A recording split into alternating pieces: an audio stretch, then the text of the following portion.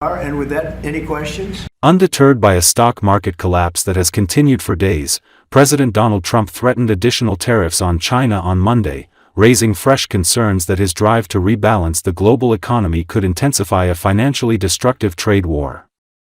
According to Associated Press, Trump's threat, which he delivered on social media, came after China said it would retaliate against U.S. tariffs he announced last week.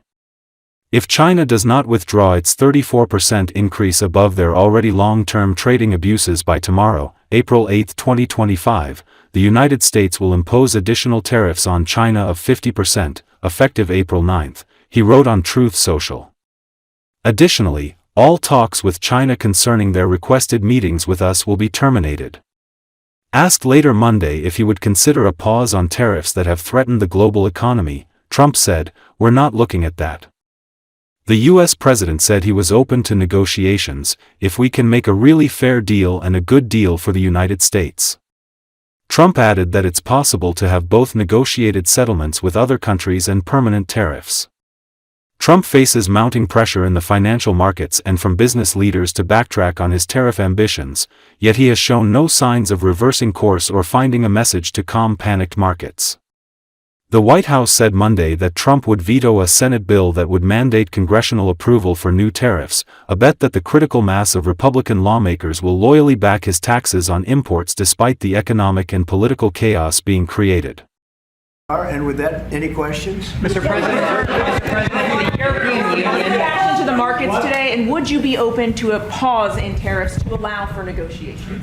Well, we're not looking at that. We have many countries that are coming to negotiate deals with us, and they're going to be fair deals, and in certain cases they're going to be paying substantial tariffs. They'll be fair deals. As you know, I spoke this morning with the Prime Minister of Japan, and we had a very good conversation. They're coming. And I said, one thing, you're going to have to open up your country, because we sold no cars, like 0 cars in Japan. And they sold millions of cars into our country. They don't really take our agriculture, a little bit of it just to keep us slightly happy, but they don't take what they're supposed to be taking. So we have a great relationship with Japan. We're going to keep it that way, but they're coming in to meet, and other countries are coming in. With China, as you know, against my statement, they put a 34% tariff on above what their ridiculous tariffs were already. And I said, if that tariff isn't removed by tomorrow at 12 o'clock, we're putting a 50% tariff on above the tariffs that we put on. So they've gone for years. They've become a rich country because of people, again, that were in the White House that allowed this to happen. Hundreds of billions of dollars a year they'd make on us on trade, and it shouldn't be that way. And I have a great relationship with President Xi. I hope it's going to stay that way. I have great respect for China. But they can't do this we're going to have one shot at this, and no other president's going to do this, what I'm doing. And I'll tell you what, it's an honor to do it, because we have been just destroyed, what they've done to our system. You know, we have $36 trillion of debt for a reason. And the reason is that people allowed it to get that way. So we'll be talking to China. We'll be talking to a lot of different countries. And I think, you know, if we can make a really fair deal and a good deal for the United States, not a good deal for others. This is America first. It's now America first. And we didn't put America first. We put America last. The people that were in the Oval Office put America last, and we're not going to stand for it. Yeah. Mr. President, represent the U.S. in the talks with Iran. 2 questions. Do you expect any of these deals to be made before April 9th? And secondly, there have been some mixed messages from your administration. You're talking about negotiations, and yet others in your administration are saying that these tariffs are actually permanent. What is the action? Well, it could be. They can both be true. There can be permanent tariffs, and there can also be negotiations, because there are things that we need beyond tariffs. We need open borders. You know, we almost had a deal with China where we're going to open up China. It was almost done. Some of you remember it during my first term, and it was very disappointing. We ended up making a great deal. $50 billion worth of product was sold. $50 billion. You'd like that in Israel. And I made that deal, but it wasn't the deal that I wanted. It was the deal that I wanted was that plus they were going to open up China so that our companies could go into China and compete with other countries and China for the, for a large number of people. And at the very end, that deal was terminated, and we went to a piece of the deal.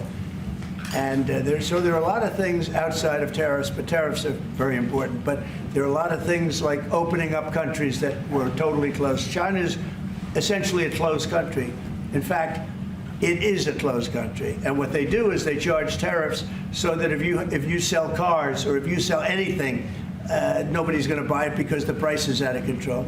But that's true with a lot of other countries also. So we're going to get fair deals and good deals with every country. And if we don't, we're going to have nothing to do with them. They're not going to be allowed to participate in the United States. Israeli Prime Minister Benjamin Netanyahu met with President Donald Trump in Washington on Monday, becoming the first foreign leader to visit Trump since he unleashed tariffs on countries around the world. According to Associated Press, whether Netanyahu's visit succeeds in bringing down or eliminating Israel's tariffs remains to be seen, but how it plays out could set the stage for how other world leaders try to address the new tariffs. Trump greeted the Israeli Prime Minister with a firm handshake as he arrived for talks. The U.S. president ignored shouted questions from reporters about the tumbling global markets and whether he would lift tariffs on Israel.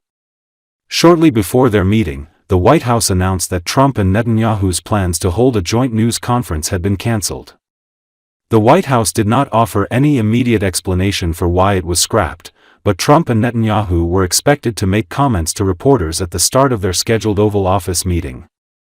Netanyahu's office has put the focus of his hastily organized Washington visit on the tariffs, while stressing that the two leaders will discuss major geopolitical issues including the war in Gaza, tensions with Iran, Israel-Turkey ties, and the International Criminal Court, which issued an arrest warrant against the Israeli leader last year.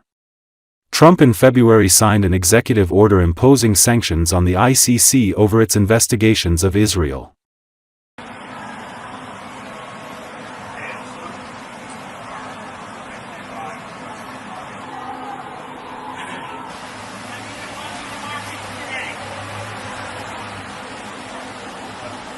Ready two, ready door, ready pop, ready go.